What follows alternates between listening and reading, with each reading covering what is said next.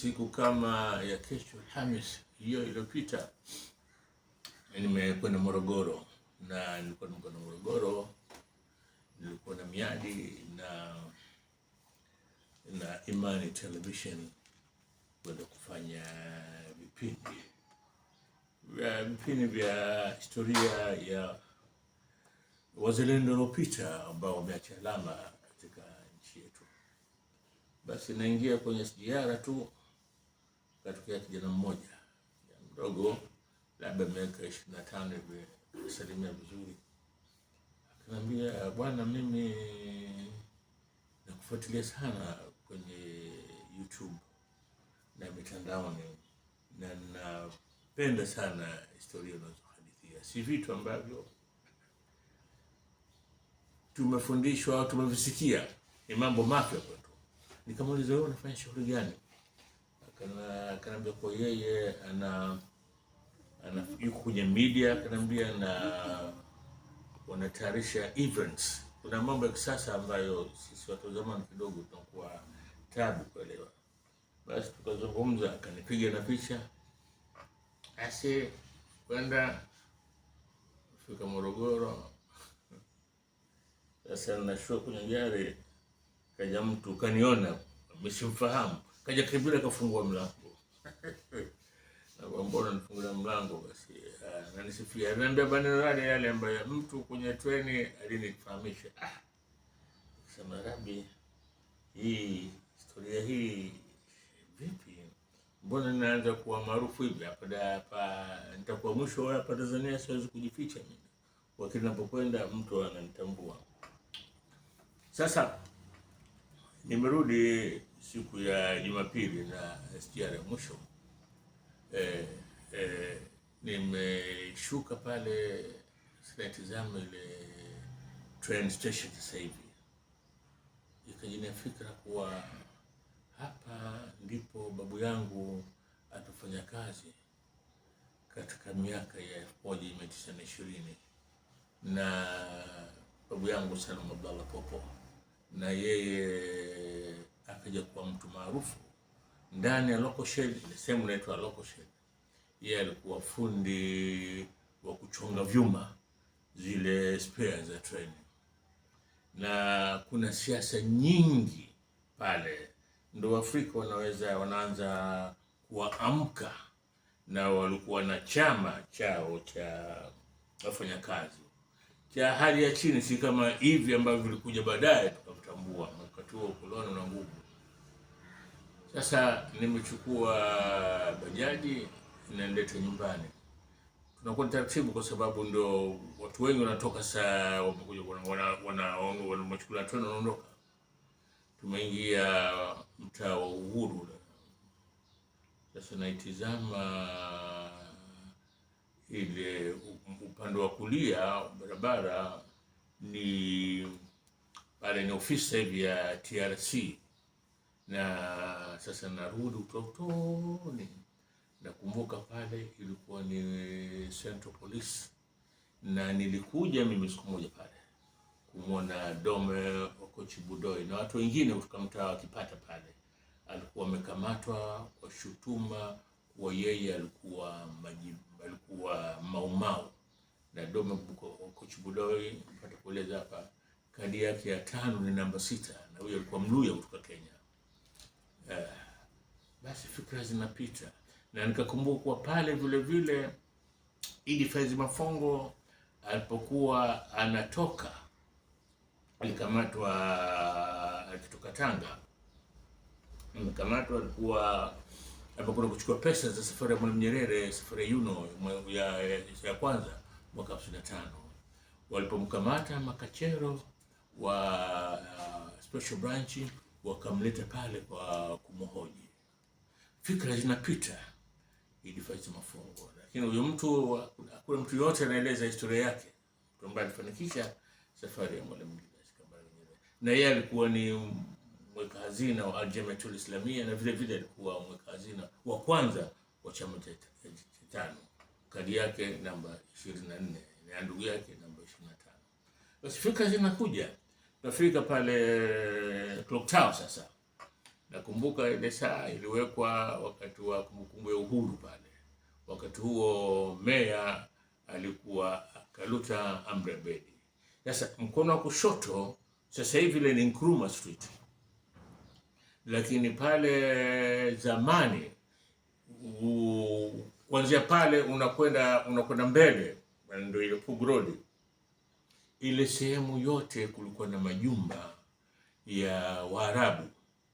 Hii inakwenda miaka 200 nyuma. Waarabu ndio walikuwa wamejenga nyumba zao pale nyingi tu, kiasi hata wakati wa koloni ile barabara ya Pugu Road ikiitwa Arab Street. Basi tunakuja, mimi niko ndani ya bajaji Fikra na tazama sema yake ni usiku. Kumbuka ile Nkrumah. Sasa mimi mdogo, sasa tunakwenda mbele. Sasa mbele ni Indira Gandhi. Hapa Indira Gandhi ndio kajifikira nyingi kabisa. Nikaikumbuka ofisi ya East African Muslim Welfare Society pale ilikuwepo, na siku ilipopigwa marufuku na serikali walikuja askari pale. Siku ya pili walitoka kwenye gazeti la Tanganyika Standard, ile ofisi imewekwa minyororo na kuna askari wanailinda pale. Sasa hapa ndo kidogo nitasimama kwa muda mrefu. Ule mtaa unafuatia ule zamani ukiitwa Kick Street, ambao ulikuwa unakuja unakutana mpaka na Arab Street. Mwaka wa 64 babangu alipanga nyumba pale, na siku zote unajiuliza sijui kitu gani baba kilimleta kupanga nyumba pale. Maana siku hizo pale palikuwa hakuna Mwafrika yoyote alikuwa anakaa pale, na mbele ya nyumba yetu kulikuwa na nyumba mbili maarufu ndazitaja. Moja ilikuwa International Hotel na pembeni yake kulikuwa na annex ya International Hotel, ambako Peter Colmo alikuwa na nyumba yake pale permanent, saa 24 kutoka Nairobi anafikia pale. Na nyuma ya International Hotel Peter Colmo alinunua nyumba pale, ambapo wakati huo alikuwa amefungua ofisi High Fidelity Production, ofisi ya Nairobi, akahamisha pale branch, na bwana Ali Sykes ndo alikuwa pale. Yeye akitoka kazini kwa Homeworks anakuja pale anaendesha ofisi yake. Na nakumbuka niko mdogo mimi na baba tumekwenda pale kwenye ofisi yake wanani, ndo kwa mara ya kwanza mimi naona air condition. Alafu nimekuta wall to wall carpet. Alafu nimekuta zile tape recorder kubwa zile reel, wanazita reel to reel, zinapiga muziki. Sasa tumeingia pale, yeye na baba wanazungumza, mimi nimekaa pembeni, inanishughulisha ile mandhari ile ofisi naiona nzuri, na ule muziki wa chini mzuri uko unapigwa pale. Sasa na utoto kote kule tunakaa pale, mimi naingia kote kule, na ndio siku nimeingia pale ile annex pale, ndio nikaona ile nyumba ilikuwa sijui kama inapata akikaa pale Peter Colmo. Naona pale kibao chake kimeweka kwenye imepigwa ile wanaita nini whatever bado kwa jina lake, na kile kibao chenyewe kilikuwa cha shaba na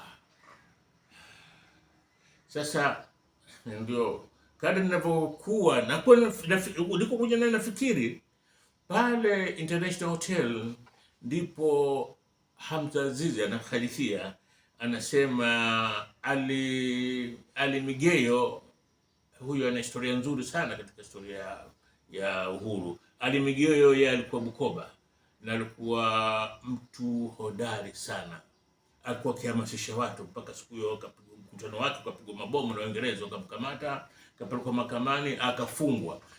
Ilikuwa 53 hiyo. Profesa Mutahaba ameandika kitabu cha maisha yake na ninacho hapa.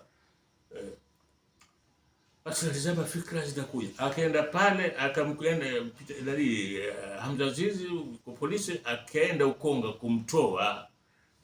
Anasema nimekuta pale, nimemkuta Ali Migeo amekaa, alikuwa kwa kizuizini, hana nguo. Nikamwambia Ali Migeo, nimekuja kuchukua, kesho unatakiwa kwenda kuapishwa au unakuwa mbunge Bukoba, kutoka jela mpaka ubunge. Basi nakana fikira, sema hizi zote hizi ni historia hizi. Sasa mbele ya International Hotel sasa hivi ni mtaa wa Titi. Siku za nyuma sijui ule mtaa ulikuwa unaitwaje. Mbele pale kuna Princess Hotel. Ile Princess Hotel wakati wa harakati, Mwalimu akishahutubia mkutano pale Mnazi Mmoja, basi ile seko ya ndani ile ya 5, Abdul Saix, Dosa Azizi, Mwalimu mwenyewe, Mzee Rupia, Ali Saix na wengine wanakuja pale Princess Hotel kwa ajili ya kufanya haraka kufanya review ya mkutano ulikwenda vipi, na kunywa na kula chakula pale, na wanasema ile bill kwa ikija kile tupale, basi Dosa alikuwa anaita ile analipa yote ile. Mimi napita niko ndani ya bajaji, nafikiria vitu vyote vinanipitia, nasema hii ni historia kubwa hii. Na sasa tunafika, bajaji imefika Bibi Titi na Uhuru. Pale mkono wa kushoto ilikuwa nyumba ya Habib Punja, zote mbili. Na wanasema wakati wa koloni alitaka kujenga daraja juu kwa juu, ili yeye akitaka kutoka nyumba yake hii ile nyumba hii akakataliwa. Sasa kinachonikumbusha Habib Punja sio hilo tu, na mkumbuka mwanae, ila atakuwa mjukuu wake. Tulisoma wote St. Joseph's Convent. Yeye alikuwa akiletwa shule na Mercedes na ndio mwanafunzi peke yake alikuwa analetwa pale. Watu wakona kuja na magari, lakini Punja yeye wakija pale na Mercedes Benz. Na sijui yule kijana alikuwa mpole sana. Sasa tunaingia Mnazi Mmoja. Sasa kulia kuna hospitali Mnazi Mmoja, na kuna ile fontaine ambayo inamwaga maji, na mkono shoto kuna mnara ule wa Uhuru. Sasa mimi ninarudi nyuma, nakumbuka utoto, labda na miaka 7 au 8 pale. Mimi nilipata kucheza mpira pale, hata hata hiyo fontaine kutoa maji na mnara ule Uhuru bado haujawekwa. Wakati ule pale panatumika kwa mikutano ya 5, lakini baadaye kwa hapatoshi. Sasa ndio mikutano ya 5 ikamia Jangwani. Sasa natizama kuna kushoto ndio tumeingia sasa. Hii wa zamani kwa ni New Street, sasa Lumumba mtaa wa kwanza Kipata, na ndio mtaa ambao mimi nimezaliwa. Na sasa pale kushoto kutazama kuna jumba lile la washirika. Wakati najengwa sisi watoto tunaliona lile.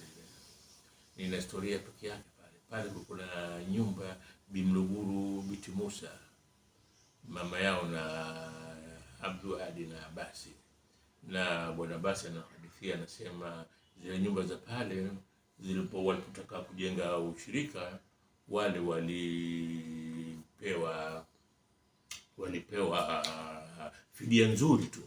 Na anasema Mwalimu kwa kujua pale kuna nyumba ya Bimluguru, yeye anamchukua mamake, sema mamake Abdu, anasema alimwandikia mama barua yeye mwenyewe kwa kumuomba wa mama Bimluguru, tunakuomba hapo utupishe, tutakupa fidia ununue nyumba nyingine, hapo tunataka kujenga jengo la washirika. Na haya mama, kama utakumbuka, ndio tulikuwa tukipigania tuboreshe maisha yetu, tunataka kujenga jumba kubwa hapo. Na Bimluguru aliwapisha, na pesa zake alizopelipwa pale akaenda kununua nyumba nyingine nzuri sana mtaa wa ule mwisho kabisa, unakwenda Broadway, mtaa wa mwisho. Kulikuwa na nyumba 2 pale, moja ndio hiyo ya Bimluguru Biti Musa, nyuma ule mtaani mtagani ule, alafu unakwenda moja kwa moja kwa nyumba ya Mzee Rupia, na nyumba yeye ya Mwigulu binti Musa nyuma yake ilikuwa nyumba ya Mzee Zuberi Mtembo. Na nyumba zote hizi mimi nikizijua na nikiingia sasa, nakata kona tunaingia New Street. Sasa hivi ndio tunaingia Lumumba. Mkono wa kushoto ndo kwanza kulikuwa na hoteli ya Mamu pale. Sasa hivi wamejenga jumba la 5 pale. Kulikuwa na hoteli ya Mamu maarufu. Hiyo hoteli ilikuwa maarufu kwa kupika ugali na utumbo, na ilikuwa hoteli ya watu wa chini, watu bandarini, wale watu wenye kipato cha chini. Mchana kama wataka kula chakula wanakuja pale kula. Wao ilikuwa ni ugali na utumbo. Na imamu alikuwa Muhindi, na ilikuwa hoteli maarufu. Watu waliokuwa kwa Mamu mbele ndio Aljamiatul Islamia fi Tanganyika, shule ya Aljamiatul Islamia. Sasa hapa katikati kulikuwa na uvumi ile shule, sijui inataka kuuzwa, watu mbona na wamekuja mafundi wanavunja.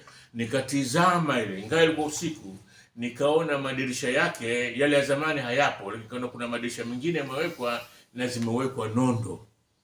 Kapita. Lakini kubwa zaidi nilipofika, tumepita sasa, tunapita Mkunguni na Lumumba.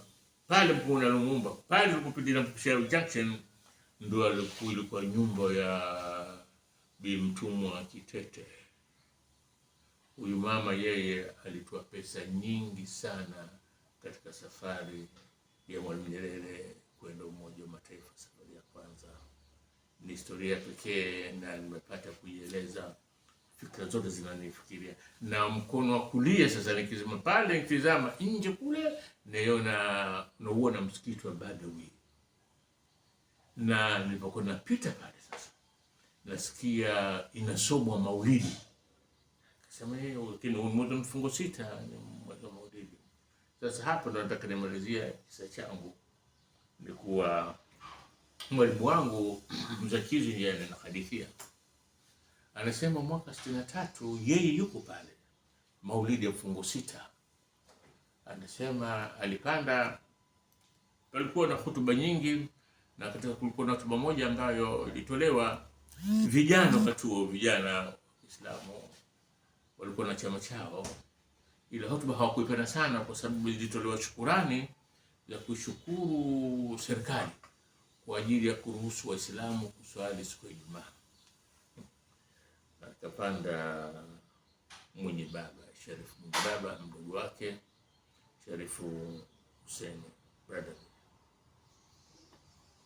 Nasema wenzake walimwambia hii hotuba haiwezi kupita hivi, lazima ijibiwe.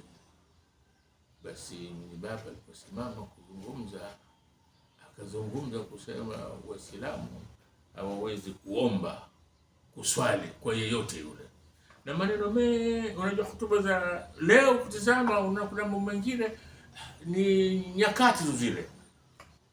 Basi aliposhuka tu kumwambia Mwenye Baba, hapa usilale leo, kesho watakufuata kukukamata. Basi naam, usiku ule hakulala. Sema alipanda magari ya mizigo kupitia Tanga kaunganisha, asubuhi yuko kwao Mombasa. Nini kimetokea? Kilichotokea siku ya pili tu, ananiambia Kiznya, yeye alikuwa na ofisi yake akifanya kazi kwenye kampuni moja ya kuchapa gazeti inaitwa African Printers. Iko leo, wakati ule ilikuwa ule mtaa Morogoro Road na barabara ambayo inakwenda Posta Kisutu. Asemena kuna kazini, naona wazungu wawili wamevaa kaptura zile stocking na mavazi ya immigration, wanaingia msikiti wa zamani ule wa Badawi na viatu tena.